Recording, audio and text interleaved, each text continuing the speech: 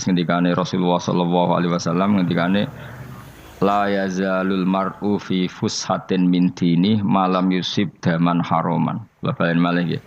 La yazalul mar'u fi fushatin min dini malam yusib daman haroman. Seseorang itu boleh serilek-rileknya dalam beragama asal dia tidak punya masa lalu mengalirkan darah yang terhormat. Gamane cara Jawa ora tau mateni wong, ora tau mateni wong, ora tau mateni wong mukmin utawa ora oleh mateni wong sing muahad atau mustaman. Ya ada aturannya lah. Jadi kalau sampean urip ora tau mateni wong iku wis cara beragama iku rileks karena fifus satin minti ini. Nah tentu mateni itu ada banyak sebab, diantaranya fatwa yang ekstrim. Sehingga ulama dulu itu senang guyon sampai keterusan saiki. Jadi kabeh wong alim khase sering guyon karena memang menghindari omongan penting. Kenapa? Karena sekali omongan penting ini kadang yu'addi ilal fatwa kita qotol. Takutnya fatwa itu ekstrim, kemudian saling apa? Saling bunuh. Sehingga masyhur itu ada pepatah bahwa statement ulama atau kolamul ulama, penanya ulama itu ahaddu minas sayf, lebih tajam ketimbang apa? Pedang, karena bisa menimbulkan macam-macam. Sehingga dulu banyak ulama kalau bab jinayat itu sudah tidak mau baca bab jinayat. Jinayat itu karena ya takutnya fatwanya itu ekstrim. Ada beda zaman Nabi itu kan enak ya. Sing Kanjeng Nabi mesti bener ya. Musuhnya Abu Jahal CS mesti salah ya. Tukaran saiki wis gak seru. Tukaran mbek kowe repot. Masih aku musuh sampean iki soalnya bener sampean. Wong ora tau urip ora tau seneng mbok musuhi ku piye ngono dadi. Kan gak penak. Ya jal misalnya kiai tukaran mbek santri, wong mesti kan normale bela kiai ini mergo luwih alim luwih bener. Tapi kan cara pandang lha iya sing bener kok mau ngalah kan. Iso wae sing disalahno pangeran iku sing saiki wong tuwa tukaran mbek anak, kira-kira wong nyalahno sapa? Nyalahno orang tuane apa anake? Cara kowe dadi hakim. Wong tua kok wani anak, kualat tuh mujur ya lucu. Ini kan anak kok wani wong. Tapi wong tua kok wani anak, wong tua model opo? Anak wani wong tua ya anak model opo? Ya model milenial model. Tapi potensinya itu sama-sama salah. Sehingga ulama itu mulai dulu itu menghindari ngendikan penting itu menghindari karena ya tadi takut fatwa itu. Saya ulang lagi ya, jadi seseorang itu selonggar-longgarnya dalam beragama asal tidak pernah membunuh. Tidak membunuh darah yang seharusnya tidak terbunuh. Terus kalau masalah ibadah itu Allah ngambilnya sholat. Awwalu ma yuhasabu bil mar'un apa? As-sholat. Pertama yang dihisab itu sholat. Jika sholatnya lolos, maka hisab yang lainnya apa? Ringan. Jempol ngoten. Terus ada hisab-hisab yang di kula waca mungkin sampean iso ngantisipasi hisab. Nah, jadilah tazulu qadama Adam atau qadama ibni Adam yaumal qiyamah hatta yus'ala an arba'in. Pertama ditanyakan dari sifat mudanya, dihabiskan untuk apa, umurnya untuk apa, hartanya dari mana, setelah mendapat untuk apa. Terus wa an ilmihi madza amila bihi, terakhir setelah mendapat ilmu itu apa yang dia perbuat. Mulane ada orang tua ilmu tidak ditakoki wae pangeran ora apa takoki. Ilmu iso nglakoni, mboten gadah ilmu ya Gusti. Terus serepet sampeyan. Dunya mboten gadah dunya. Lha opo ning dunya nggih ngentosi mati sing mon-mon niku aman apa? Sebab itu orang fakir itu masuk surga lebih cepat timbang orang kaya kacek pinten 500 tahun ketakoki. Dia apa mboten gadah napa-napa. Iso ngaji mboten. Jadi gak perlu pertanggungjawaban mereka napa sekacau kan. Nah, sementing kalau terangno ngeten ya. Niki penting rungokno. Mahsyar iku maknane iku nggon giringan. Terus kiai kuno maknane bayangno nggon mahsyar iku maknane tempat dihalonya semua manusia. Terus mauqif itu tempat diberhentikan, napa tempat diberhentikan. Terus di situ Anda innahum mas'ulun, mereka semuanya ditanya, dihisab. Semuanya dihisab. Terus ngendikane Kanjeng Nabi, hasibu anfusakum qabla an tuhasabu. Menghisablah diri kamu sekarang sebelum kalian semua dihisab. Sehingga potensi kita ini umat Islam utamanya sing tahu ngaji-ngaji ini, sampean semua dihisab ini kemungkinannya kecil. Karena ketika kowe ning donya sampean sedantene kan biasa wis donga Rabbana zulamna anfusana. Jadi ya Allah, saya ini benar-benar mendolimi diri kita sendiri. Karena tujuannya hisab itu taubah. Taubah itu mempermalukan mereka di depan umum. Saya ulang lagi ya. Jadi semua hisab itu taubihan, mempermalukan mereka di depan umum bahwa mereka orang yang buruk. Sementara kamu di dunia sudah sering ngaku orang buruk. Selain ya wis wong akeh, maksud ini kan cerita. Jadi kayak ngakuin apa Rabbana zalamna anfusana. Sehingga ngendikane Kanjeng Nabi sebuti hasibu anfusakum qabla an tuhasabu. Menghisablah diri kamu sendiri sebelum nanti kamu benar-benar dihisab. Sehingga umatnya Rasulullah itu kemungkinan kena hisab itu kecil sekali karena tadi sudah terbiasa menghisab dirinya sendiri. Apalagi kita, kata Rasulullah, saya dikasih hadiah yang para nabi sebelum saya enggak dikasih hadiah itu. Apa itu? 5 hal itu. Di antaranya apa? Kata Rasulullah, wa utitu khawatima suratil Baqarah. Saya dikasih terakhirnya surat Baqarah. Di surat Baqarah itu umatnya Nabi dapat bonus dan ini luar biasa, yaitu ayat Rabbana la tu'akhidna innasina wa akhtana. Ya Allah, jangan hisab kami, jangan beri sanksi kami, jangan azab kami kalau suatu saat kita lupa atau salah. KSP nak kue urung salah, padahal mesti salah. Rai-rai ini gak mesti salah. Wes gawe perjanjian mbek pangeran Gusti. Ndamel perjanjian dong, apa? Setiap saat saya salah langsung sepuro. Mohon mboten usah istighfar malih pun niku. Terus deal, soalnya deal ini. Lah itu ngendikane Kanjeng Nabi senyum-senyum senenge ra karuan. Dan setiap itu dibaca oleh umatku, Allah sudah jawab qala na'am. Jadi Rabbana la tu'akhifna innasina aw akhtana. Terus qala Allah menjawab na'am. Terus Rabbana wa la tahmil alaina isron kama hamaltahu 'alal ladzina min qablina. Nabi Muhammad jawab, Allah menjawab na'am. Sampai terakhir wa'fu anna, Allah jawab na'am. Kemudian para kiai itu punya kiat supaya umatnya itu hafal itu. Terus jadi bahan tahlil itu masalah ya. Faminhum sing tahlil ya ora paham, sing kritik ya ora paham. Alhamdulillah itu mesti padha-padha ra kena hisab. Mergo padha-padha ora napa? Paham. Dadi ora ana barokah kaya goblok wis barokah tenan. Mergo sing lakoni ya ora paham, sing kritik ora paham. Jadi kalimat yang di akhir surat Baqarah itu adalah termasuk hadiahnya Rasulullah yang tidak diberikan pada Nabi sebelumnya. Ini apa ini? Utitu khawatima suratil Baqarah. Saya dikasih akhir surat Baqarah. Gini ku setiap doanya umat Nabi Allah jawab napa? Naam. Jadi ya Allah la tu'akhidna, jangan kasih sanksi kita innasina au akhtana. Allah jawab naam. Itu satu. Terus kedua, umatnya Nabi itu kalau dosa itu tidak perlu prosedurnya harus istighfar. Banyak amalan yang menjadikan diampuni. Misalnya kafaratul majlis itu lafadznya enggak istighfar. Subhanakallahumma bihamdik misalnya. Dan banyak imatatul adza anit thoriq. Misalnya Nabi pernah cerita ada seseorang yang nakal, kemudian gara-gara menyingkirkan duri di jalan yang ganggu orang lewat, kemudian Allah memaafkan. Ada yang dimaafkan karena ngombeni anjing, macam-macam lah. Kemudian ngombeni santri, macam-macam. Sehingga potensi kita dimaafkan itu tinggi sekali karena ada sekian amal yang itu menjadi sebab ridhanya Allah Ta'ala. Malah kalau dalam dunia wali itu ada seorang wali mau ngarang kitab, kemudian tintanya itu diminum lalat, dia membiarkan tinta itu sampai lalatnya sampai kenyang, kemudian gara-gara itu dimaafkan oleh Allah Subhanahu wa Ta'ala. Banyak sekali.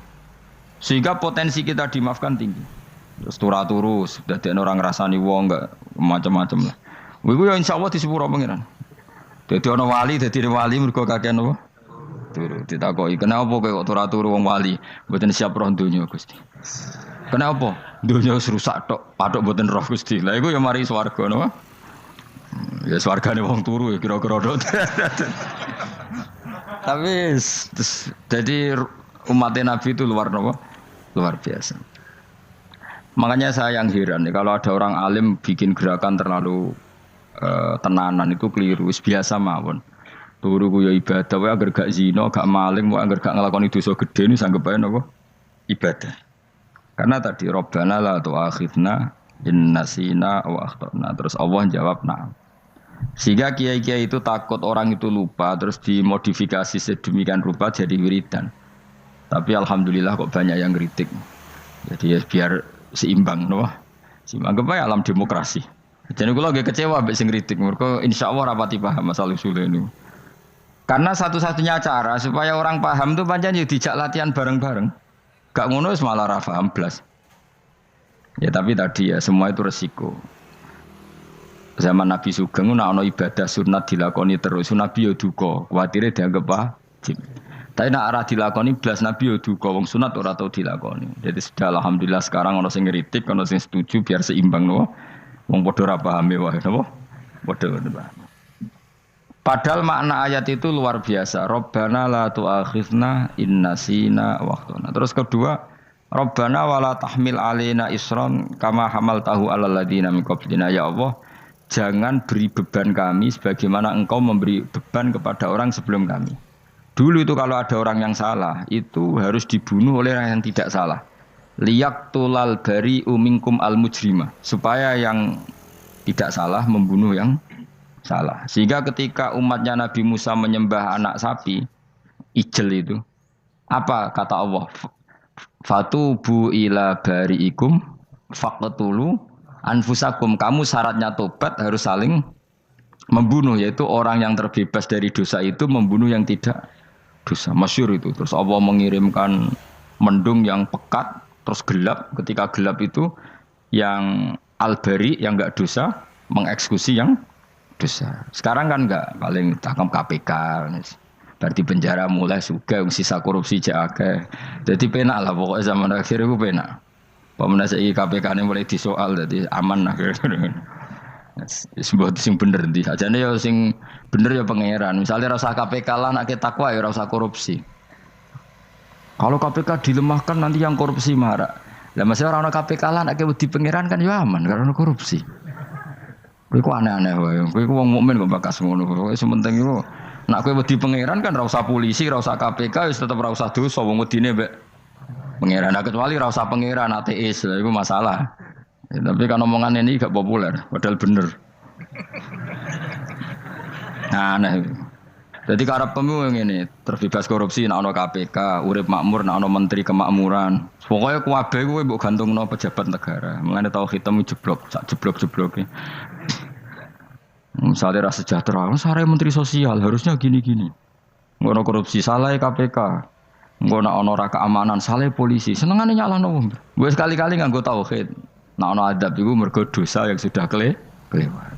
Ya tapi kan gak mungkin ngomong bernegara gitu. Tapi atas nama iman bahasa kita seperti itu. Kalau atas nama bernegara emang kita butuh polisi, butuh tentara, butuh KPK. Tapi atas nama iman ya tadi kalau kita diberi sanksi Allah itu rata-rata dari bima qaddamat yadaka itu pasti ada salah yang pernah Anda lakukan. Ya tapi sudahlah ini zaman sudah seperti ini. Sanut umumnya wong akeh. Kalau terang nomale masalah hisab ya. Hasibu anfusakum qabla an tuhasabu. Kamu menghisablah diri kamu sebelum kamu dihisab. Misalnya saya sebagai ulama, tentu hisab terberat saya itu kitmanul ilmi, menyembunyikan apa? Ilmu. Karena ilmu kalau disembunyikan tuh bahaya sekali. Bayangkan di alam fisik. Misalnya ada orang berkebutuhan pada kemaksiatan, terus di situ ditulis bar karaoke misalnya. Orang bisa ke sana karena ada tulisannya, ada WA-nya, ada alamatnya. Kemudian ketika Anda bisa Fathul Qorib, tidak ada tulisannya. Harusnya Anda juga nulis ahli Fathul Qorib, ahli Fathul Mu'in. Nah, toh ahli Jaljalut tulis saja. Ahli Primbon. Enggak apa-apa tulis saja. Penerus Ronggo Warsito tulis saja. Zaman gendeng, arah melok gendeng, rakeduman, tulis saja. Tapi barokahnya tulisan itu kan orang bisa tahu. Makanya kenapa banyak orang sufi yang sudah menyembunyikan diri wanaknya nakal-nakal karena dia disalahkan Allah karena menyembunyikan ilmu. Saya itu orang yang senang tertutup kecuali masalah ilmu. Saya mau mengajar terbuka seperti ini. Karena tadi awal dari dikenalinya kemakrufan adalah dimaklumatkan. Awal dari dikenalinya keburukan juga karena maklumatkan. Betapa celakanya kalau kemungkaran dimaklumatkan sementara kebenaran tidak dimaklumatkan. Makanya Mbah Mun itu sampai berfatwa, Mbah Mun guru saya itu. Nak ono masjid ra ono menawarane Mbah Mun duka. Masjid kok ora ono menarane, wajib ono. Dulu saya iskal, kenapa menara jadi wajib? Tapi setelah saya tambah angan-angan, secara fikih jelas tidak wajib. Tapi coba bayangkan, misalnya ada bar lampunya tinggi, orang dari jauh tahu itu bar, sehingga kalau mau maksiat misalnya ingin ke sana. Sekarang misalnya masjid gak ada menara nih, ada orang ingin sholat, ono masjid tahu orang. Tapi baru kayak ada menaranya kan, tahu. Intinya semua kebaikan itu harus dimanarohkan, makanya manaroh itu dari kata nur, dimenarakan, dari kata nur, dari kata dicahayakan, dimaklumatkan. Sehingga mulai dulu lama itu meskipun humul itu menyembunyikan diri. Tapi kalau masalah ilmu mereka membuka diri.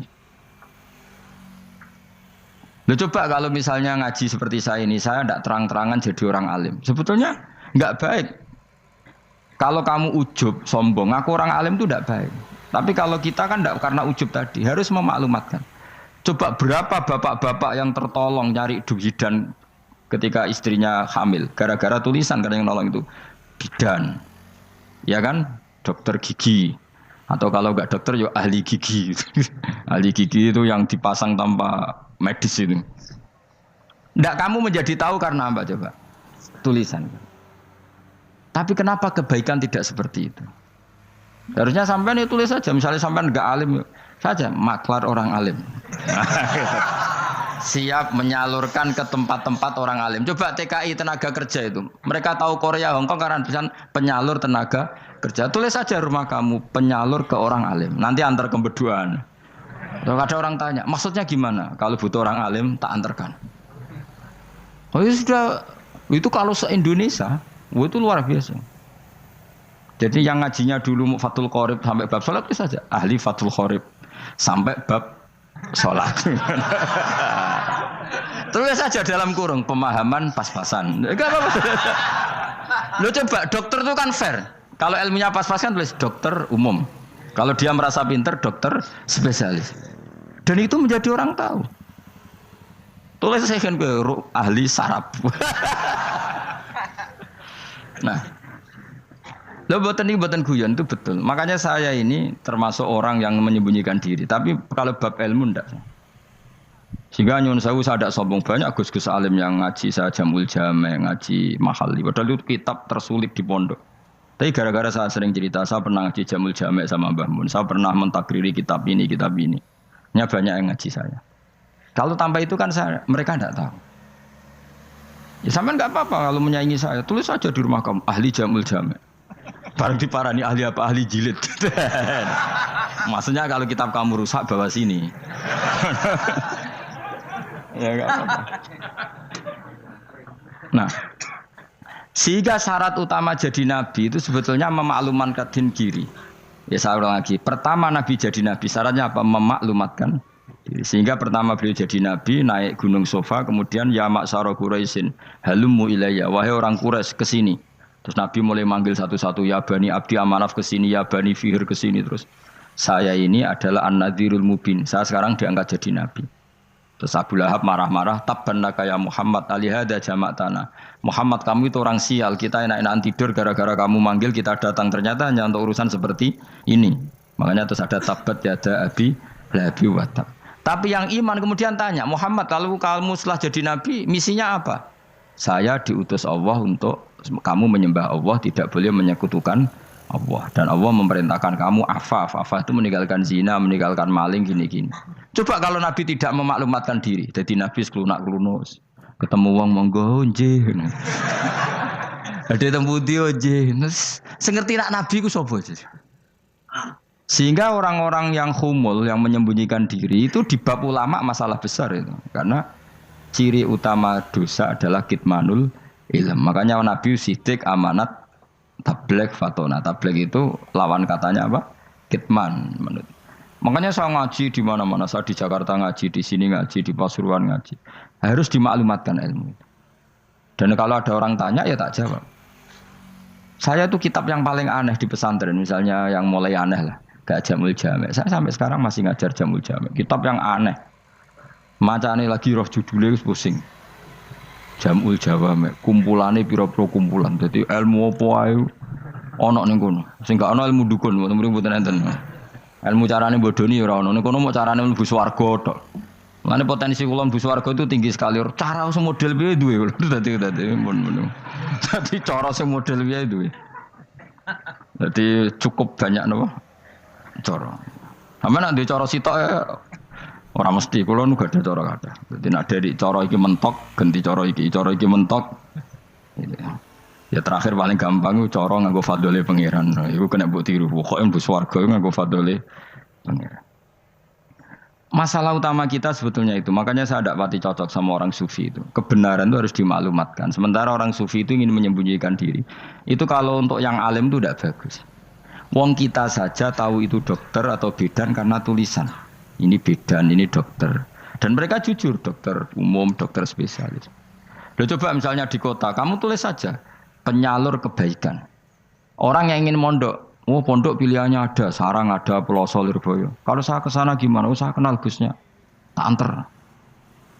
Wan keren, sudah ada penyalur. Kalau orang bisa tersalurkan ke Korea, ke Korut, ke Jepang karena tulisan, kenapa tidak banyak orang tersalur kebaikan karena tulisan? Gue orang mau kelunak orang jelas. Meskipun nanti ditawari orang, mesti dulu sih ahli takrib, mesti wong guyu. Ahli Fathul Qori sampai bab sholat. Tulis saja jujur, maaf tapi hanya sampai bab sholat. Tulis saja, ada maafnya barang, maaf tapi sampai bab sholat. Enggak apa-apa. Paling untuk wong sowan, larian mau doa jenengan 2 tahun. Tapi ini bodohnya mau 3 bulan, mulai ngajine dok bab sholat. Enggak apa-apa. Itu dulu memang begitu. Rasulullah zaman Sugeng itu kalau ngajari santrinya itu balighu anni walau ayah, maklumatkan ke kampung kamu meskipun 1 ayat. Banyak sahabat kalau ditanya ya tidak bisa karena ngajinya tidak hatam. Tapi ya terus gak apa-apa, kok tak soal Abu Bakar, tak soal Umar, ditanyakan yang lebih pintar. Saking tidak pahamnya sahabat itu lucu ketika ada ayat waqulu wasrabu hatta yatabayyana lakumul khaytul abyadu minal khaytil aswad. Itu kalau mau tidur ya benar-benar bawa benang putih sama benang hitam, ditulis, dipasang di pintunya. Jadi kalau makan diinceng lagi, kok masih belum kelihatan, wah masih boleh makan. Terus begitu. Kalau sudah mulai syuruk, mulai padang, wah berarti sudah imsak. Jadi karena makanlah dan minumlah sampai benang hitam terbedakan dari benang putih. Artinya kalau malam kan, dulu kan nggak ada listrik, nggak ada lampu, berarti kalau benar-benar masih malam nggak terlihat, berarti masih boleh makan. Nanti terus dilihat gitu. Terus, ya sudah wakafnya di situ. Hatta yatabayyana lakumul khaytul abyadu minal khaytil aswad, wakaf dulu. Terus akhirnya Kanjeng Nabi itu piye kok umatku dadi masangi benang. Akhirnya Jibril teko. Ini makanya unik dalam ulumul Quran. Satu-satunya ayat yang diturunkan hanya 1 kata itu ya ayat itu tok. Terus Jibril datang, Muhammad ayatnya ku kurang sitok. Minal fajr, terus ditambahi minal fajr. Jadi minal fajr itu unik. Ada Jibril jauh-jauh dari langit. Iku mau nurun apa? Minal fajr. Makanya kalau kamu nanti dites, kalau ingin jadi dokter tafsir dites, ada 1 kalimat yang diturunkan jauh-jauh Jibril ke bumi. Apa kalimat itu? Jawabannya minal fajr. Wis alim gue yakin alim. Memang ikut tok. Masa iku saudara. Mergo gara-gara sahabat itu terus masangi apa? Benang ngincang-nginceng. Akhirnya minal fajr. Baru mereka tahu maksud fajar, maksud apa? Benang hitam artinya malam, benang putih artinya fajar, sodik sudah menyingsing. Semenjak itu sudah ada benang-benangan karena jadi orang-orang ngono maksudnya iki cek kurang sithik terus turun apa? Minal fajar ya. Jadi nanti kalau sampean latihan tes jadi dokter apa? Tafsir. Ayat mana yang diturunkan hanya 1 kalimat atau 1 kata jawab apa? Minal fajar. Itu lolos langsung dokter. Mun pinter. Ya pinter ngerpek maksudnya ora tinggal. Lah nanti hubungan kita dengan Allah ya seperti itu. Sejauh mana kita memaklumatkan Allah. Sejauh mana kita mengkampanyakan Allah. Saya berkali-kali bilang, saya kemarin kan di Korea, itu sebetulnya hanya, saya yakin hanya doa saya. Saya sering berdoa, ya Allah, Engkau dipuji di langit dan di bumi. Lalu kalau di bumi ateis, itu caranya kayak apa? Dulu saya itu terobati karena Uni Soviet setelah persemakmuran banyak menjadi negara apa? Islam. Berarti itu bukti bahwa Allah pun dipuji di bumi Uni Soviet. Lalu yang kayak Korea kayak apa? Ternyata betul Koreanya tetap ateis, tapi gara-gara diserbu wong Indonesia. 49.000 wong Indonesia ning Korea Selatan. Iku mbok gawe sing salat separuh, iku jek pira? 24, kira-kira ya selawe digawe selawe ewu. Selawe ewu salat kabeh, tahlilan kabeh surwame. Lah kok sing ngritik tahlil muni sunah Rasul tok surwame. Pokoke rame lah walhasil. Kita tahlilan wah itu enggak ada hadisnya. Gak apa-apa sing penting muni hadis sing sitok tahlil muni hadis ya ibadah, tahlil ya ibadah. Mbok lah soal kok bener ding totalan guri. Sing penting rame, maksudnya sementing rame ngomong visi Islam. Gitu Islam tahlil, situ Islam sunnah Rasul gak masalah. Wong ape yakin bener saiki ya ora ono klarifikasi.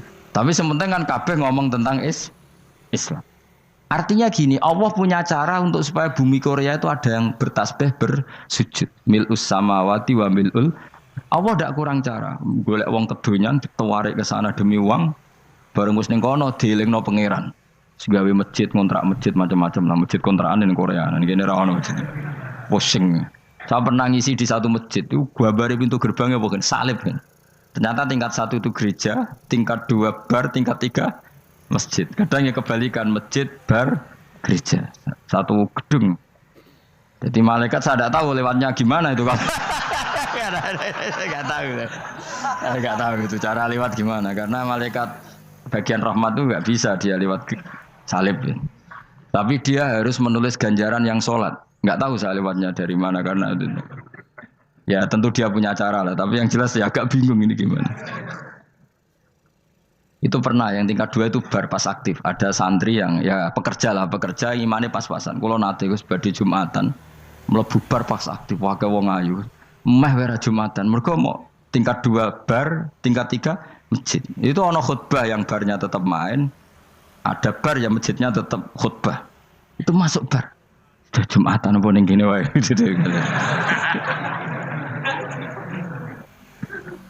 Akhirnya ya di situ beberapa menit terus ada komat Jumatan. Aduh. Dosa ta ragus ngene. Ya aku muni. Ya segelem Jumatan ku apik. Wong wedi dilakoni kok takok dosa ta ragus. Oh raimu kadung lakoni kok takok. Artinya gini, Allah punya cara untuk menyebarkan Islam di Korea. Sama seperti Allah punya cara untuk menyebarkan Islam apa? Di Indonesia. Dulu orang Gujarat, Punjab, ya sejarah ini menurut saya ya tetap sebagiannya benar. Meskipun tidak seluruhnya benarnya sejarah Islam masuk Indonesia rata-rata orang kan menulis pedagang Gujarat, India ke Indonesia dagang karena mereka mukmin akhirnya juga menyebarkan apa? Islam. Tapi itu jelas nyata. Meskipun tidak semuanya seperti itu karena ada yang dibawa Yusuf Baros itu yang muridnya Sayyidina Ali itu. Terus juga ada yang dibawa beberapa habaib dari Yaman langsung ke Indonesia kayak yang di daerah Tuban itu kan langsung Habib-habib dari Samarkand langsung ke mana?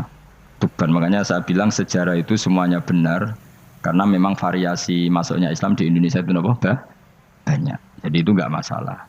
Sampean niru sing kedonyan mawon sing luwih gampang napa? Lho nggih to, kayak Jakarta itu kan kota kayak gitu, baru kayak wong kedonyan orang ke Jakarta semua.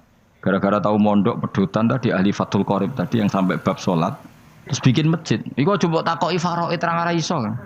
Pemene takoki muamalah terang ora iso, tapi nak trimo carane salat sing batal apa ngentut roh dene.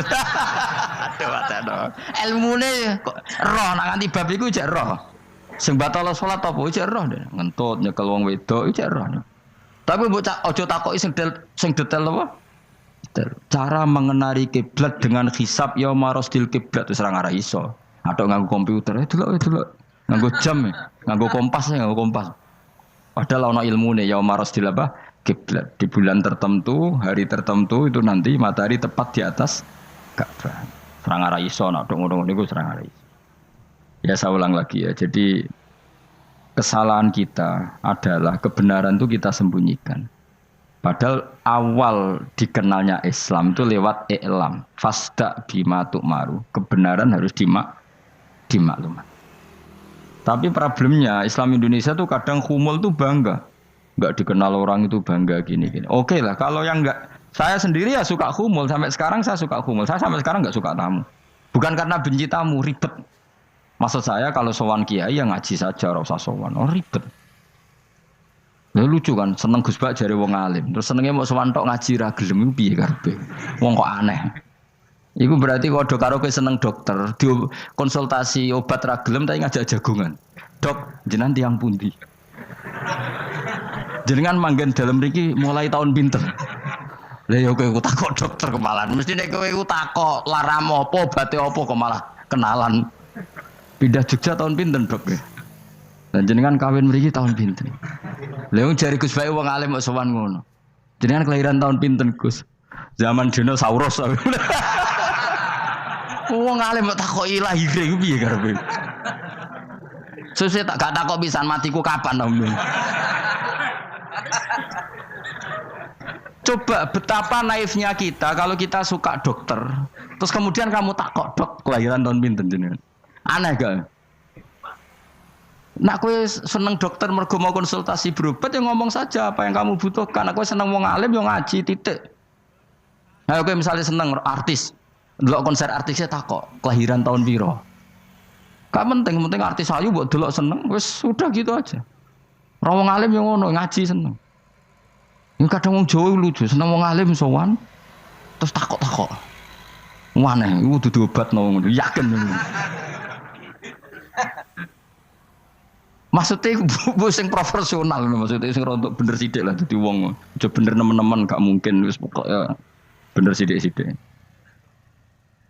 Makanya kemarin ngaji apa Nasaihul Ibad kan gitu. Mujalah satu ulama artinya apa? Fi majlisil ilm ketika ngaji. Ora kok mujalah satu ulama utawa sowan matekno wong ngene terjodoh. Kulo termasuk kiai yang kampanye ini. Soalnya termasuk kiai terkenal tapi sing tamu kulo rapati kathah. Gue jaga masyaallah tenan wis. Muga-muga rodok tobat sithik-sithik lah maksudnya. Maksudnya ya sudah lah. Ya tadi hubungan wong alim ya sudah ngaji. Kalau hubungan sama dokter ya tanya konsultasi apa? Medis. Kan lebih enak. Hubungan mbek dukun wis takok wis. Mbah niki menyangking pundi. Kok jenengan dermemel nglafatno apa sing kalimate sing jelas kena apa nak dermemel mandi nak jelas kok ora mandi ku piye takono aku ya guru pun mbek dukun wong kalimate ra jelas kok mandi nak jelas gak mandi mergo nak jelas kita bodoni ne ayo guru men mantra iku mesti gak wae rungokno tenanan kalimate terus ra jelas dukun-dukun dulu lho kok mandi, nak jelas malah mandine tenan ora ya ora. Ya saya ulang lagi ya. Jadi sebab itu di Quran sering ada kata i'lamu, kenalilah, ketahuilah. Jadi awal dari agama ini adalah harus tahu. Maka menyangkut harus tahu ini lalu Allah bikin media. Media itu apa saja. Tapi lalu kita bisa berdebat tentang media, itu yang kita tidak tahu nanti hisabnya di depan Allah Subhanahu wa taala. Saya sampai sekarang itu nggak tahu, nggak pernah bilang halal, nggak pernah bilang haram. Misalnya gini ya buat ini dengerin ya. Di Korea ini sering teman-teman cerita. Ada beberapa majikan yang baik sama umat Islam, yang bekerja Muslim. Itu kalau dipamiti sholat kan, Pak majikan saya mau sholat. Sholat itu apa? Mereka bilang dengan bahasa analogi di Korea, pokoknya sholat itu sembahyang. Ketika sholat itu ditanya sama orang Korea, loh kamu itu sembahyang kok tidak ada patungnya? Karena pengetahuan mereka yang namanya sembahyang itu ada patung. Ada yang baik, apa sekalian tak belikin patung? Jadi wong Islam pas sholat tuh didelok ngarepe dhuwure kok gak ono patung. Ono sing ape sujud tuh digambarno salib. Mergo dekne denger-denger kalau karena ndak tahu Islam itu apa. Sementing ada personifikasi Tuhan. Ada lagi ini yang agak ngeri. Ada pegawai Garuda karena dia agak terpelajar waktu sholat dia sholat sama krunya di mall. Itu langsung security mall nelpon polisi. Ini ada ritual teroris gitu. Jadi sholat itu dianggap mukadimah sebelum ngebom. Jadi ritual. Pertanyaannya adalah karena mereka tidak pernah ngerti sholat itu kayak apa. Dan kadang-kadang orang ngerti bahwa sholat itu adalah ritual umat Islam itu lewat media. Media itu bisa berita, bisa dokumenter, bisa apa saja. Kita tidak pernah tahu cara Allah mengertikan. Seperti kita tidak pernah tahu madzhab Mu'tazilah, tahunya itu dari kitab-kitab ahli sunnah wal jamaah. Coba kita semua misalnya tahu madzhab yang aneh, Mu'tazilah, Jabariyah, Qadariyah, itu dari kitab mereka apa dari kitab ahli sunnah? Dari kitab ahli sunnah. Maka bisa saja informasi keburukan itu dari orang baik dan informasi kebaikan dari orang buruk. Kita tidak pernah tahu. Karena ini yang bisa ngelola hanya Allah Subhanahu wa taala. Tidak bisa, kita tidak bisa, hanya Allah yang bisa. Maka perdebatan Ahmad bin Hambal dengan Haris al-Muhasibi itu seperti itu. Misalnya gini, tak kiri contoh. Haris al-Muhasibi itu orang alim alama. Dia ahli sunnah mandat, pokoknya ahli sunnah sekali. Dia mau ngarang kitab tentang dia menentang Mu'tazilah, menentang Qadariyah, menentang Syiah. Terus setelah mau ngarang kitab, ditanya sama Imam Ahmad, ya Haris, kalau kamu ngeritik Mu'tazilah, awalnya gimana caranya kalau ngarang kitab? Ya saya cerita pendapat mereka dulu, lalu saya saya tentang. Imam Ahmad guyu-guyu. Bukankah setelah kamu cerita mazhab mereka plus argumentasi mereka, jangan-jangan pembacanya sudah tertarik. Pas kamu nentang, kamu sudah dianggap gawe-gawe. Karena kadung tertarik. Saya tak contoh wae, misalnya gini, kowe sekarang rasa bareng dadi wong soleh biasa wae. Aku ono gambar wong wedok montok tak tulis, hindari ini. Kira-kira dia moto hindari apa gambare? Enggak jawab ya, kira-kira lho. Sing mbok nikmati kata hindari apa? Sing mbok eling-eling kalimat hindari apa gambare? Kira-kira. Padahal tulisannya apa? Hindari bahaya ini. Bahaya ndi terus didelok. Terus sing dieling-eling ora hindarine tapi sama. Pendapat Mu'tazilah itu ada yang menarik. Misalnya gini, menurut Mu'tazilah, seseorang masuk neraka ya karena amalnya, masuk surga ya karena amalnya. Apa artinya kalau masuk surga karena fadl Allah? Lalu gunanya amal apa? Mungkin pembaca kan tuh, wah ini proporsional ini. Gak ada ahli sunnah, jadi bus warga mereka fadl pangeran. Kok enak? Lalu gunanya amal apa? Padahal dia tahu pendapat Mu'tazilah itu dari kitab itu, kitabnya orang ahli sunnah. Gak pernah tahu kita. Ya saya ulang lagi. Itu kan ibarat kayak KUHP. Kamu baca KUHP draft, terus kamu cocok. Kamu mesti nyalahkan yang demo. Atau baca buku selebaran orang demo, kan terserah kamu. Kamu kan punya akal, kan tetap milih. Tetap milih. Problemnya kata Imam Ahmad itu, ketika kamu menceritakan pendapat Mu'tazilah, bisa-bisa orang itu kadung tertarik. Ketika mulai kamu tentang, orang itu gak tertarik sama penentangan kamu. Berarti kamu ikut menyebarkan Mu'tazilah. Sama seperti tadi, gambar perempuan yang agak jorok tadi, sebetulnya tak tulisi kata hindari. Padahal Rukinus gak tahu, eling wong wedok gara-gara tak kei gambar hindari bahaya ini, malah jadi eling. Orang eling tulisannya eling. Nah hakikat saya ini penyebar kata hindari apa penyebar gambar itu? Coba. Lalu status saya ini pengedar gambar itu apa pengedar kata hindari? Lah iya yang mengedarkan kata hindari tapi yang mengedarkan. Nah sama sekarang pertanyaannya, kalau kamu ngarang kitab anti Mu'tazilah itu sebenarnya pengedar mazhab Mu'tazilah apa penentang? Ya pengedar juga karena umat tahu dari kitab kamu. Dong toh ya? Lah ya mulane ku dadi perdebatan, kok kaya iya kaya ora. Juga tuh gale gini misalnya. Kamu jangan milih presiden yang dari militer, itu pasti keras, tegas, terus kaku. Ternyata pembaca itu wataknya militer. Lu cari yang begini, pusing kan kamu. Agak suka presiden sipil, nggak tegas. Padahal kamu nulis itu untuk menggiring orang milih presiden. Jangan milih yang militer, pasti tegas, nggak demokratis, nggak nerima pendapat. Ternyata pembacanya suka saya punya pemimpin yang tegas. Habis kamu kan? Yang tahu hati orang itu siapa? Makanya ketika kitab ahli sunnah dipenuhi dengan cerita-cerita madzhab Mu'tazilah, itu sebetulnya kamu itu pengedar apa penentang? Itu pertanyaan Ahmad bin. Akhirnya Imam Haris al-Muhasibi bilang gini, enggak maksud jenengan itu ngelarang apa dukung. Pokoknya mergo mangkel. Dari Imam Haris, yo aku pokoknya ngomong ngono ae pokoknya. Terus akhirnya yes, nangoten kita arahe jenengan mboten sedo ngarang, mboten sedo ngarang. Makanya Haris Al-Humra akhirnya enggak mengarang kitab itu. Dia sebenarnya pernah rencana Kitabul Firaq fil Islam. Dia mau ngarang kitab kelompok-kelompok dalam Islam. Ya coba mau apa coba?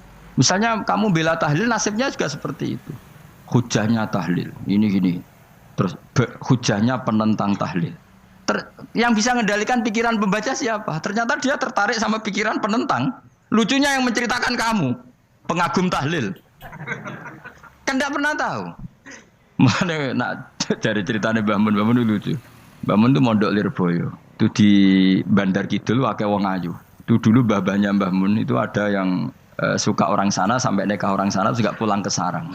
Itu di antara mbah-mbahnya Mbah Mun. Suka perempuan sana terus nikah sana enggak pernah pulang ke sarang. Lah Mbah Mun itu lahir dari adiknya, pokoknya dari keluarga, dari saudara yang enggak pernah pulang dari Bandar. Diwasiati, mun nak mondok ujo geman dolan ning Bandar Kidul. Gak akeh wong ayu. Akhirnya malah penasaran.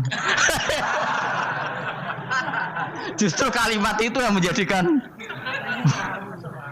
maksudnya ku ajune nganti sepiro kok nganti mbahku katut kan malah akhirnya penasaran. Lare kata Mbah Mun tak angen-angen bener Imam Ahmad bin Hambal. Maksudnya ku kalimat itu pancen ribet.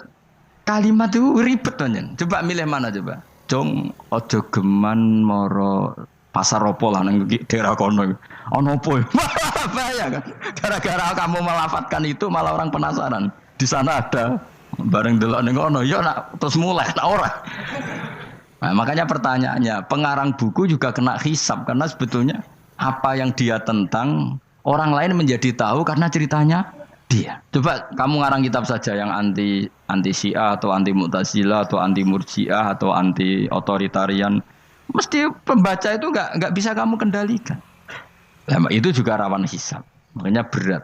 Pokoknya walatus alunna yauma idzin anin naim. Semua itu nanti dimintai tanggung jawab oleh Allah Subhanahu wa taala. Karena kita tidak pernah tahu. Akhirnya Haris Al-Muhasibi gak ngarang kitab. Imam Ahmad itu tidak punya karangan kecuali riwayat Musnadu Ahmad bin Hambal. Kalau gak ada 14 juz. Dia tidak punya karangan. Ketika ditanya, saya takut membuat hal baru dalam Islam. Karena karangan itu kan mesti melogikakan hukum. Sementara Allah tuh kadang gak butuh dijustifikasi seperti itu.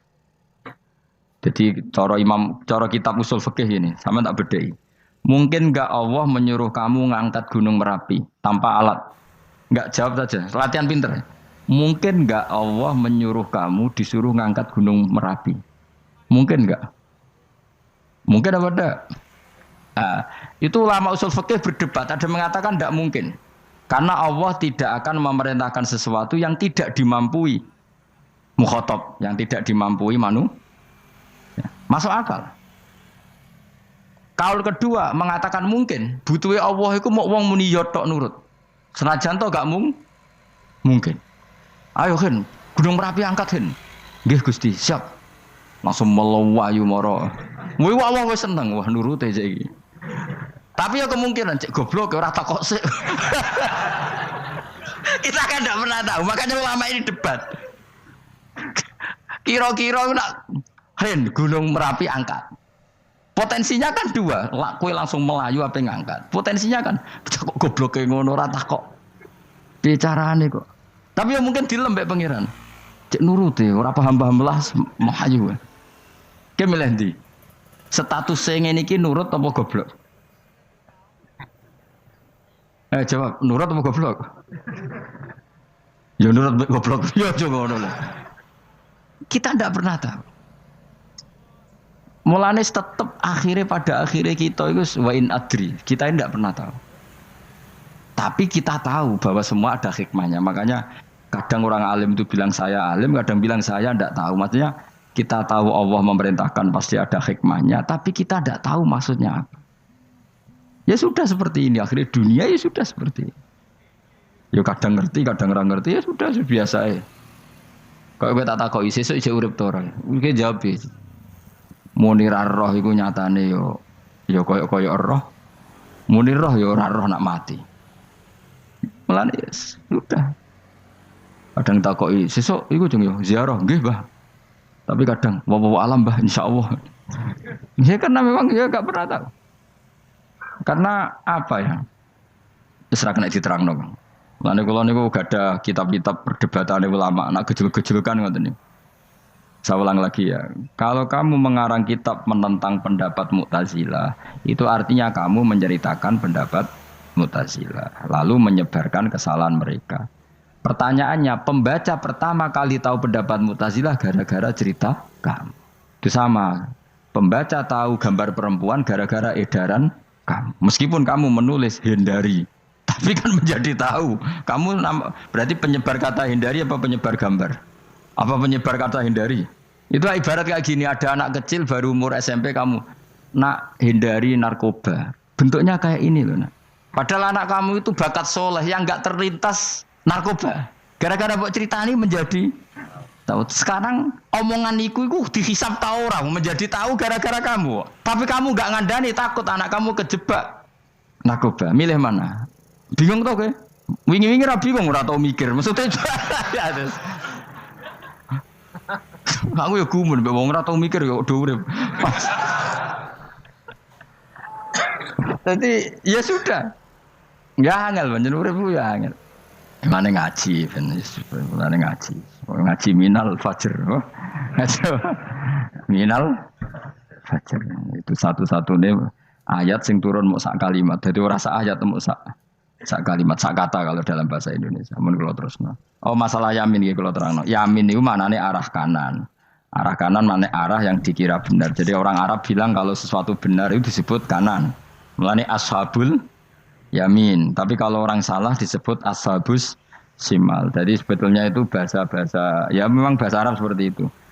Partai kanan berarti benar. Kalau partai kiri salah. Tapi sekarang katanya ada wasatiyah, tengah-tengah.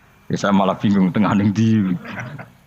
Tapi nah istilah Al-Qur'an itu jelas ada yamin, ada simal. Tapi kalau wasat itu bahasa sosial, tapi ya sah, bahasa itu juga sah. Wong napa sebut ini ummatan wasatan litakunu syuhada'a napa?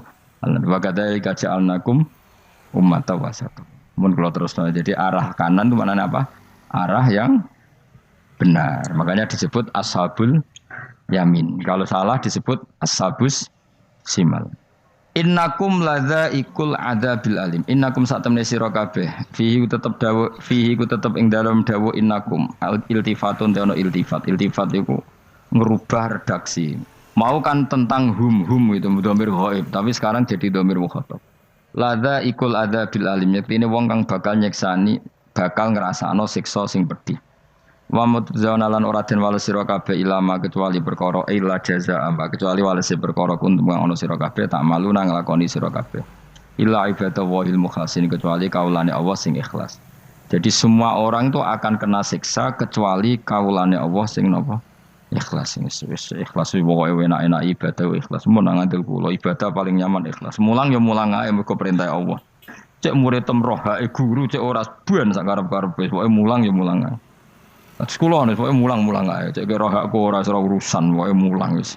Boleh ridane Allah, ben sebenarnya akhirat rakakan hisab. Ribet mikir manusia ribet. Pemane mikir hak-hakmu ribet. Turuti ora tau warta, serepot kabeh. Ben bonus, dunya ben bonus. Nah dhekmu mesti dianggep ae urip sedina-sedina. Sing ngongkon bayangno urip suwi kuwi sapa? Wa amali akhiratika ka annaka tamutu. Hoten. Lan kula nak di 200.000 tak anggap wage. Urip nganti sesuk dhuwit 200.000 cak aki. Lah kowe bayangno dhuwit akeh, bayangno urip nganti 60 tahun. Sing ngongkon bayangno ngono iku ya sapa? Jelas Nabi dawuh wa amal li akhiratika ka annaka tamutu hoten. Kamu ngamal untuk akhirat seakan-akan mati be. Jadi misalnya aku digedingi wong sakmen iki, digedingi mok sewengi enteng sesuk wis mati wae. Jebule cek urip. Ya anggap ae cek sesuk. Kan mok sedina-sedina ngitunge apa? Mulane anggere ana panitia ngundang aku pengajian pusing. Aja mbok undang saiki aku mari bingung. Pokoke nek sesuk acara bengi aku kandhani. Mboten Gus ben ana kepastian. Kepastian mbahmu ora melok duwe donya men kepastian namanya. Wong ora tau ngaji tauhid to namanya. Aku pas, ya coba 2 bulan lagi disuruh bilang iya ben ana kepas. Sing iso ngatur donya sapa? Akhirnya tapi ini benar kepastian mbahmu manusia sing iso nontokno sapa. Pokoke nek acarane Senin, aku kandhani malam Senin, aku ono ya iso wae lunga. Gampang kan? Tapi kan jantungan. Akhirnya golek kiai serep. Alhamdulillah ras itu. Terus kalau ngaji teng mriki pokoke umume iku akhir bulan iki ngono tok santai wis. Ya biasa wae. Ya pokoke urip ku anggap ae sedina wa amal li akhiratika ka annaka tamutu. Dan dari misalnya damuk bojo ya andang sedina. Sesuk wis mati apa. Boleh sesuk jauh urip diwamuk meneh. Paling sedina. Wis sedina mati, yes. Enggak suwe-suwe ra aman apa? Aman. Semua aman. Wani urip ngono. Jadi daftar wali, tahu warai ngono ora. Ikhlas ki ngoten carane ki salat ben nyaman. Ngendikane Rasulullah, "Sholli ka annaka sholatu muwaddi'in." Kowe nek pengen salat ikhlas, anggap bae iku salat sing terakhir dan kenangan terbaik kamu di dunia adalah tahu salat, tahu sujud. Juga salat tuh happy. Ya Allah ini sujud saat terakhir, ini rukuk saat terakhir. Seneng dadi salat. Salat kok ora. Sewante engko salat meneng. Sewante akhirnya awur-awuran. Mulane kira dadi wali-wali aku. Krasa Kang, nek dadi wali ku ngono ambune. Kita ora ngono ambune semboyo. Maksudnya aku ora usah wali-wali papan atas, sing ringan-ringan ae, sementing ku bener. Jadi syarat wali wa amal li akhiratika ka annaka tamutu dan beramallah untuk akhirat kamu seakan-akan kamu mati besok. Jadi di masalah berat ya enteng. Wong urip mau napa? Sedina. Apa meneh nek kowe luwih wali meneh, ora nganti sesuk malah. Setiap saat aku iso mati. Berarti nek di masalah kan lep sedilu. Cuma masalah kowe permanen, bar mati tambah neraka. Lha kok aja sampe. Malah selawase. Lawas. Mulane masalah ning donya tok, ora usah sampe tok akhirat. Ojo. Nah, gue kan repot ngajajai gue. Seakan-akan mati besok. Pertanyaannya, apa setelah mati gak ada masalah? Ternyata tambah banyak masalah. Sebenarnya semuanya ikhlas semua. Wa illa ibadah wahil mukhlasin. Jadi kalian semua pasti merasakan siksa dan akan dibalas kecuali mereka sing ikhlas. Mesti ikhlas itu aman. Illa ibadah wahil mukhlasin. Kecuali kawulane Allah sing nopo Sawma ja'alna minal mukhlisin. Mungkin kalau jenengan sedanten termasuk yang sing nopo ikhlas. Pokoke dilatih, nara dilatih dipaksa, pokoke luwateh paksa. Nggih Gus pokoke paksa. Paksa supaya sampean ikhlas. Ya wae misale kowe ngandalo pejabat ya mati. Nak mati ora kuat, sing kuat namung Allah Subhanahu wa taala. Jadi sehingga terlatih. Nah, bagaimana mungkin saya bisa hidup tanpa komunitas nasional, ya kamu yakini aja komunitas itu bisa saja mati atau benci kamu atau perubahan sistem. Ya kaya dhisik misale wong duwe wartel iku kaya sugih toko wartel. Bareng ono HP gitu tuntas. Dulu misale wong duwe telepon rumah iku kaya sugih ono HP ya tuntas. Jadi perubahan-perubahan ini menjadikan kita tidak percaya terhadap dunia ini. Mesti ora iktimat, ora tetanggenan mbek dunia ini. Yang enggak pernah berubah hanya Allah Subhanahu wa taala. Misale ngono kowe sayang anak, iso wae anakmu sampeyan gedeng kowe aja katut bojo. Kowe sayang tangga iso wae gedeng kowe. Utawa ana perubahan sistem sing dadekno kowe ra urip ning kono, misale kowe ndonga muga-muga disenengi wong bidukan, jebule kowe ditakdir urip di daerah lah. Enggak pernah tahu. Sing mesti abadi namung Allah Subhanahu wa taala. Semulane illa ibadah wahil mukhlasin. Kecuali kaula-kaulane Allah sing mengikhlaskan amal hanya krana Allah Subhanahu wa taala. Ayil mukminina tegese pira-pira mukmin. Uti dawuh iki istisna mungkotion kang terputus. Dzikra jazaa'uhum. Utawa ngene, dzikru jazaihim utawi nutur piwalese para al-mukhlisin fi qouli ta'ala ulaika lahum rizqum ma'lum. Ulaika te mungkon-mungkon sing ikhlas lahum tetep kedhe ulaika fil jannah rizqun utawi rezeki maklumun kang wis ditentokno bukrotan ing lembut besok wa asyan waktu sore. Rupane rezeki apa fawakih iku pira-pira buah-buahan badalun dadi badal bayanun utawa menjelasno rezeki maring rezeki. Bahwa tekang aran fakihah utawa utawi arisku merupa fawakih ma perkara. Yuk kalau kang den pangan apa mata lagi dan krono enak-enakan lali hifdzi sihatin. Ora kok krono jaga kesehatan. Jadi ning swarga iku mok sifate pakanane mung go enak-enakan tok, ora ana makanan pokok. Mergo makanan pokok kowe mangan beras ning Indonesia kan go ketahanan fisik. Sementara di surga tidak perlu ketahanan karena dijamin fisik kamu abadi. Paham, bisa ulang lagi ya. Kalau di dunia kan kayak butuh mangan pokok supaya mempertahankan fisik. Karena fisik kamu rawan rusak kalau tidak makan makanan pokok. Sementara di surga fisik kamu tidak mungkin rusak sehingga tidak perlu makanan sing pokok. Kabeh sifatnya makanan mau gue enak-enakan tok. Ora perlu lali hifdi sihaten, ora perlu gue jaga kesehatan. Mergo li anna ahlal jannati krana sak temene penduduk swarga iku mustaghnuna semugih kabeh an hifdiya saking jaga sihah bi khalqi atsadihim sebab gawe jasad ahli swarga digawe lil abadi krana selawase lawas. Jadi kamane di surga kamu tidak perlu mikir obat, tidak perlu mikir pakanan yang menguatkan karena fisik kamu sudah didesain abadi. Jadi butuh makan itu hanya menunjukkan untuk kenikmatan. Jadi kamane ada semuanya itu demi kenikmatan, tidak demi menjaga ketahanan. Karena tubuh kita pasti sudah tahan karena didesain lil abad untuk selawase lawas. Wahum haluti ahlul jannah mukramuna den mulyakno kabeh bisabillahi taala kelan ganjarane Allah taala. Maksudnya kelan ganjaran sing diaturno oleh Allah Subhanahu wa taala. Fi jannatin ing dalem swarga kang penuh nikmat. Ala sururin ing atase pira-pira napa bayang utawa pira-pira napa singgasana mutaqabilin hale adep-adepan kabeh. Layar ora ningali sapa badung sebagian wong akeh kofa badin ing sitoke sebagian sing liya. Jadi gamane ahli swarga iku ora ana wong ngungkur-ungkuran lho. Dadi semua kalau ketemu madhep ora kaya ning Jawa. Nek ora cocok mungkur. Iku ning donya, nek ning akhirat wis kabeh ketemu wani madhep. Artinya wani madhep gak ada masalah. Cara wong Jawa kan ngoten. Wong iku diutang aku, nak ketemu ora madhep. Wong iku tau bodoni aku, nak ketemu ora madhep. Di Jawa itu kan bahasa itu sudah benar. Orang itu punya utang saya sehingga kalau ketemu saya tidak berani tatapmu muka. Nah di surga itu kalau ketemu berani tatap muka, artinya apa? Antar mereka tidak ada masalah sama sekali. Yutafu dan iderno atau diidarno alaihi mengatasi ahlul jannah ya ala kul dan saben-saben suci minhum sangi ahlul jannah apa bikasin kelawan gelas. Wa ta'al kasu alina iku ada bisa robi klan ono isine minumane kasu. Min mainin saking arak sing seger. Min khamrin tegese arak ya jadi kang lumaku apa iklah khamr ala wajil ardi ing atase bumi jabani bumi kan haril mak kaya dene sungene banyu. Dadi arak diharamno ning donya mergo soben dihalalo ning akhirat. Dadi malah ana ancaman sing ngombe arak ning donya ora bakal ngombe teng napa akhirat ya kecuali kalau mau tobat.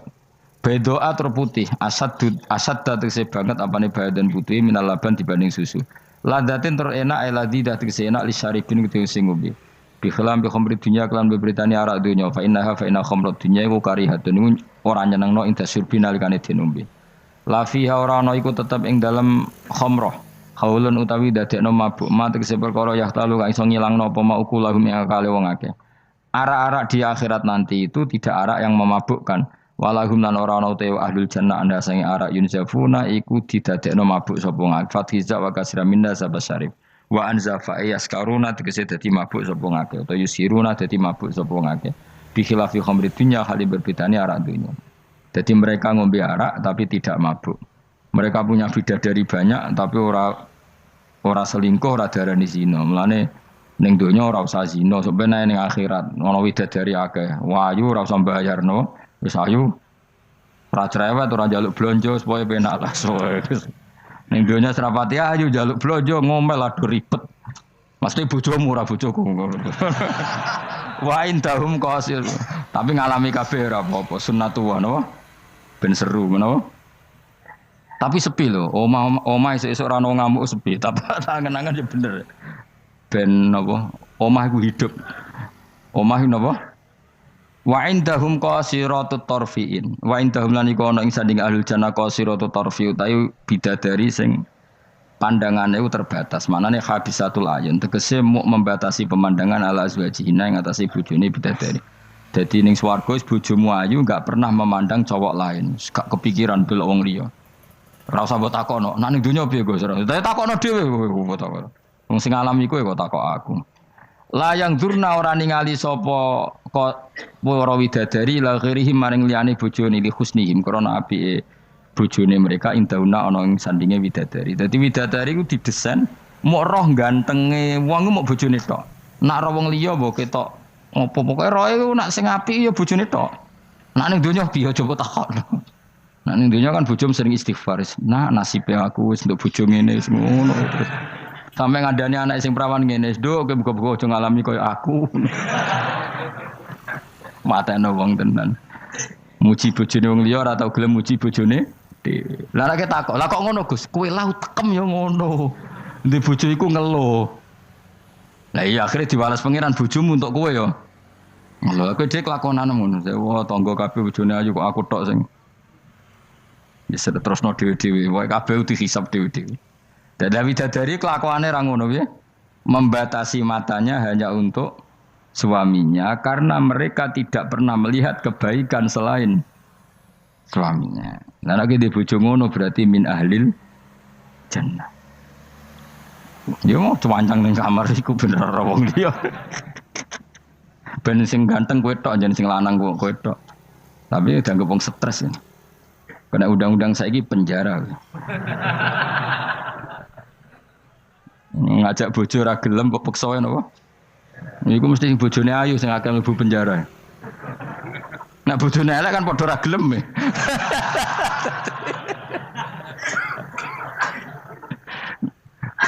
Bapak uga ada kiai. Kiai ini lucu, kanca akrabe bapak. Dari cara kancane bapak ngono. Ana wong bojone elek iku sok ben hisabe gedhe. Lah kena apa iki? Lah anak ora tahajud salahno pangeran wis bojo elek kok ora duha ora tahajud. Nak bojo maju nu pantes ora tahajud perkara kelon wis elek ora tahajud e opo wae. Dadi kiai iku memperberat hukum. Dadi cara kiai iku wong kok bojone elek iku sok ben disalahno pangeran. Kenapa kira tahajud? Nggih ngantuk Gus. Lah kowe bojomu elek kok ora tahajud dane anak bojomu.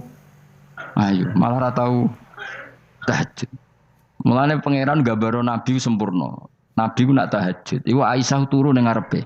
Aisyah ku wahyu prawan turu ning ngarepe. Iku tetep diterusno tahajude. Jajal kowe di bojo wahyu, ape tahajud terus bojomu gelem kira-kira mbok terusno to? Milih ndi? Bojomu elek ora tau tahajud, mau kelon apa meneh bojomu.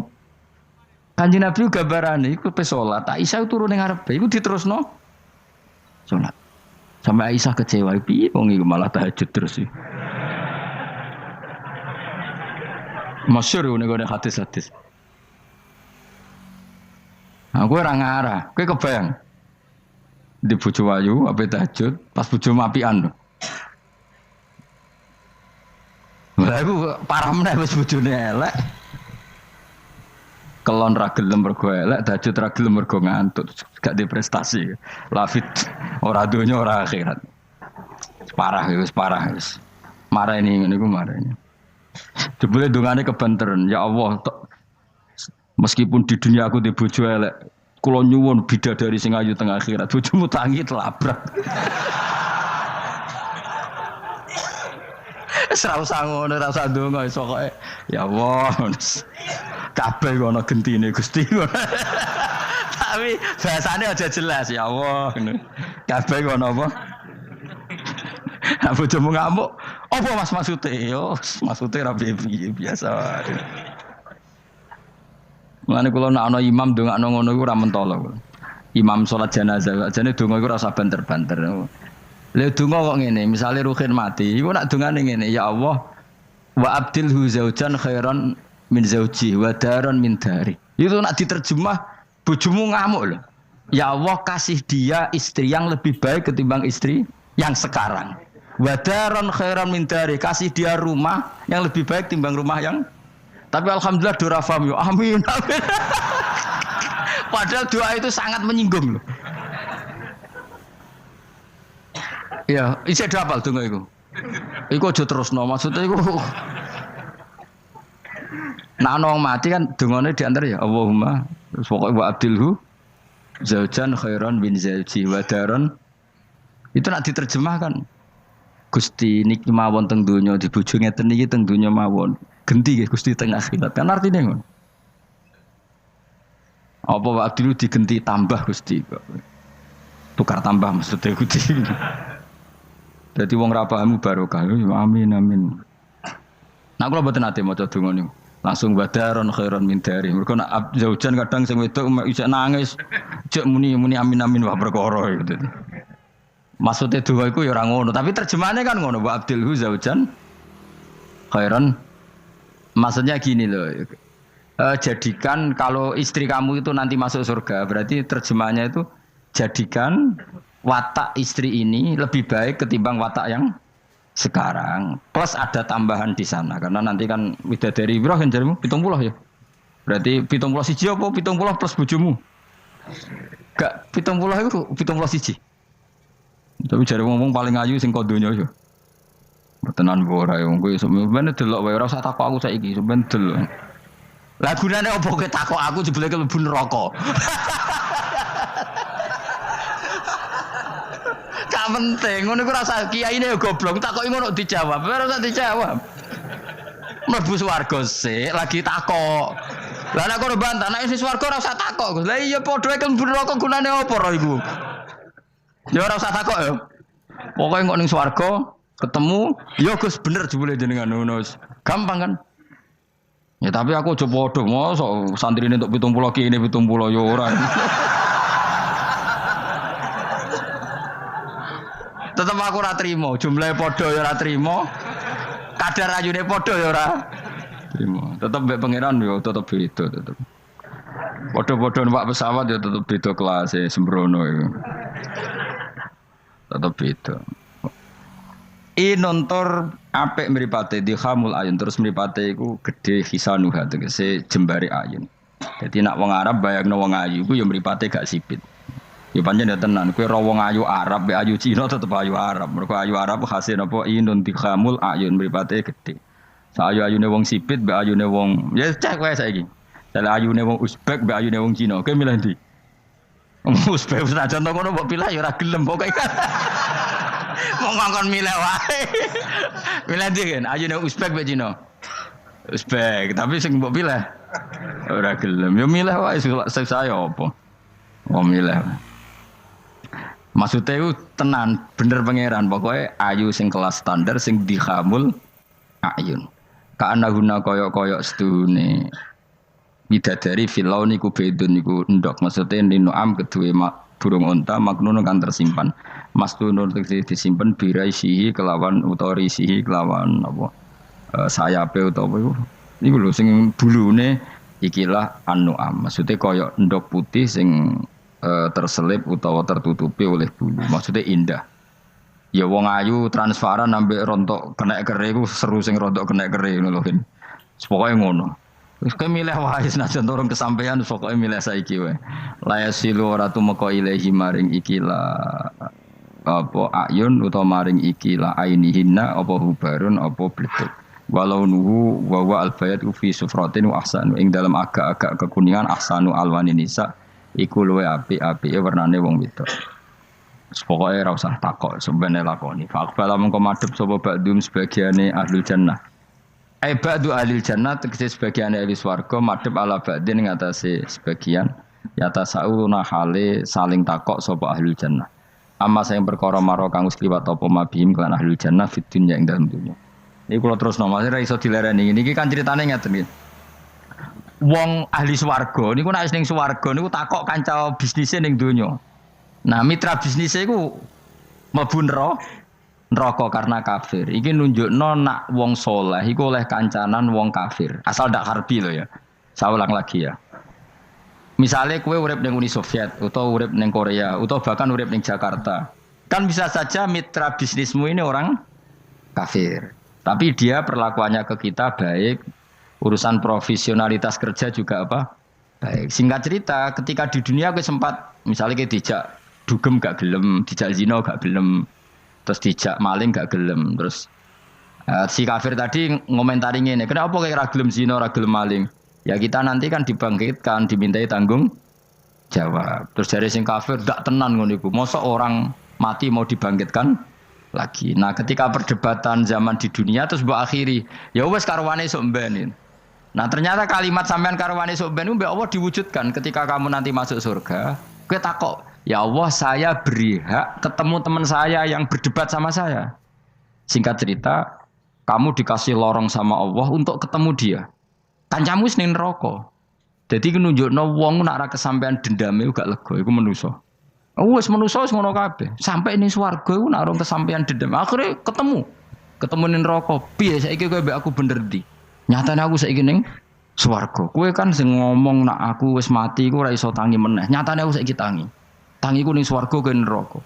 Bar ketemu kabeh lega lagi dibalekno ning swarga. Lha wis disebut fal yaumal ladzina amanu minal kufari yadhakun alal araiki yang zurun hal suwibal kufaru makanu yafalun. Jadi nanti kamu yang punya teman-teman di masa lalu dikai kursi dilunggono ndurin rokok, tapi sudah diatur mbek pangeran sedemikian rupa supaya kowe ora ceblok.